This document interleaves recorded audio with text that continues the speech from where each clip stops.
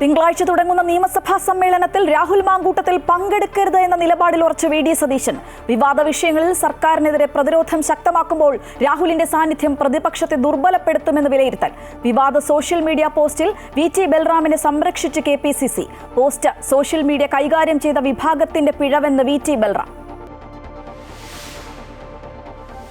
കേരള ഹൈക്കോടതിക്കെതിരെ അതൃപ്തി രേഖപ്പെടുത്തി സുപ്രീം കോടതി. ക്രിമിനൽ കേസുകളിൽ സെഷൻസ് കോടതിയെ മറികടന്ന് നേരിട്ട് മുൻകൂർ ജാമ്യം നൽകുന്നുവെന്ന് വിമർശനം. ഈ സാഹചര്യം മറ്റൊരു കോടതികളിലും ഇല്ലെന്നും പരാമർശം. നിയമവശങ്ങൾ പരിശോധിക്കാനായി കോടതിയെ സഹായിക്കാൻ അമിക്കസ് ക്യൂറിയെ നിയമിച്ചു.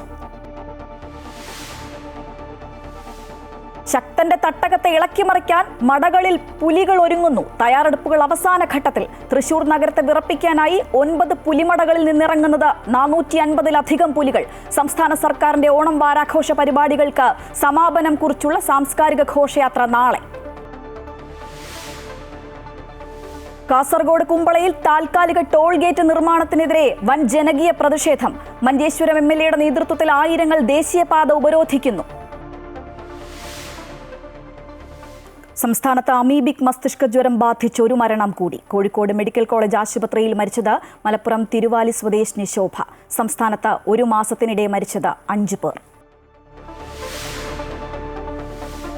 അയ്യപ്പ സംഗമത്തിലേക്ക് ക്ഷണമില്ല എന്ന് അഖില ഭാരത അയ്യപ്പ സേവാ സംഘം. ഒരു സംവിധാനവും ഇല്ലാതിരുന്ന കാലഘട്ടത്തിൽ സന്നിധാനത്ത് കൃത്യമായി ഇടപെടൽ നടത്തിയിരുന്ന സംഘമെന്ന് ഭാരവാഹികൾ. ക്ഷണിക്കാത്തതിന് പിന്നിൽ സംഘടനയിലെ അഭിപ്രായ വ്യത്യാസമെന്ന് ദേവസ്വം ബോർഡ്.